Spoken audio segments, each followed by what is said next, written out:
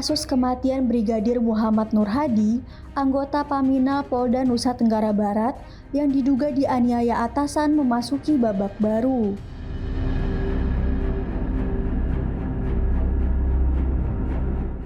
Kasus yang awalnya diduga karena insiden tenggelam, kini dipastikan karena tindakan kekerasan.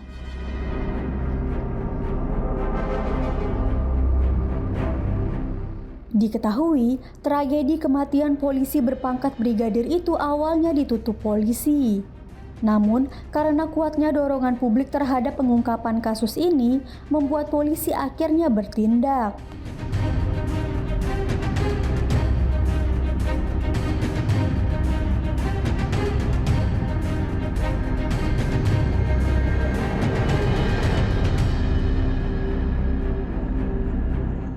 Polisi melakukan ekshumasi dan reka adegan di tempat kejadian serta memeriksa saksi-saksi.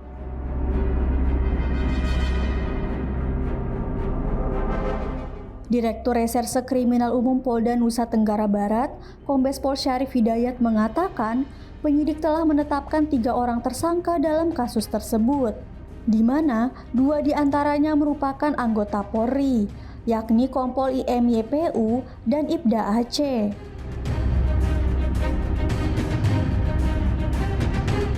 Sedangkan satu lainnya adalah seorang perempuan sipil berinisial M yang tak lain merupakan teman wanita salah satu pelaku.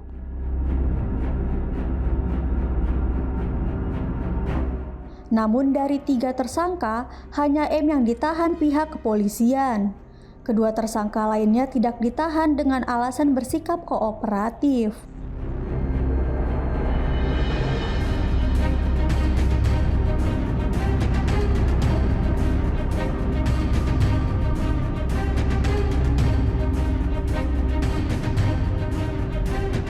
Selain itu, penyidik juga menggunakan bukti pendukung lain, seperti hasil poligraf, rekaman CCTV, keterangan 18 saksi, dan keterangan dari 5 orang ahli, termasuk ahli pidana dan psikolog.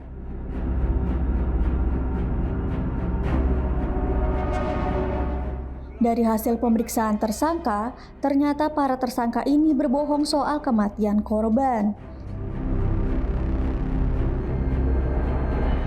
Sementara hasil otopsi yang dilakukan ahli forensik menguatkan dugaan adanya tindakan penganiayaan dengan ditemukannya tanda-tanda kekerasan.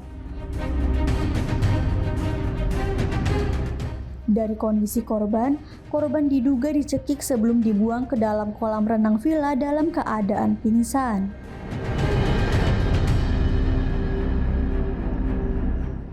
Kita sudah lakukan beberapa pemeriksaan saksi, yaitu 18 orang saksi sudah kita periksa, dan ditambah lagi 5 ahli, di mana di dalam ahli itu ada ahli farmakologi, ahli pidana, ahli poligraf, terus ahli forensik, dan dokter rumah sakit Bayangkara yang memeriksa awal terkait dengan keadaan korban pada saat itu. Secara umum hasilnya poligraf bahwa keempat-empatnya indikasi berbohong terkait dengan peristiwa yang ada di Villa Tekek ataupun di Gili Trawangan tersebut. Nah, dari hasil pemeriksaan poligraf, hasil ekshumasi, hasil ahli pidana, ya. Pada pemeriksaan lehernya ditemukan ada fraktur atau patah tulang pada tulang lidah. Kalau tulang lidah yang mengalami patah, maka lebih dari 80% penyebabnya karena pencegahan. Kami simpulkan bahwa Bapak N masih hidup ketika masuk ke dalam air.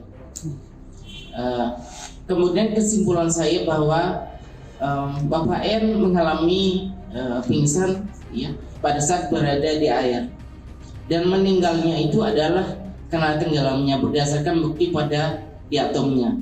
Namun tentunya di sini apa yang membuat orang tidak sadar atau pingsan ketika berada di air? Maka kecurigaan saya, evidence-nya adalah pada pencegahan tadi itu. Jadi ada kekerasan pencegahan yang utama yang membuat yang bersangkutan menjadi tidak sadar atau pingsan sehingga berada dalam air. Ya, kalau bisa dia harus dihukum mati karena itu pembunuhan yang sangat keji sekali. Ya, kita mau dia harus dihukum mati dan segera ditahan pelakunya. Jangan hukum ini tumpul untuk orang-orang kecil cepat ditangani, tapi kalau orang besar ini tidak transparan. Ya, jadi harus segera ditangkap dan dihukum seberat-beratnya, kalau bisa hukuman mati.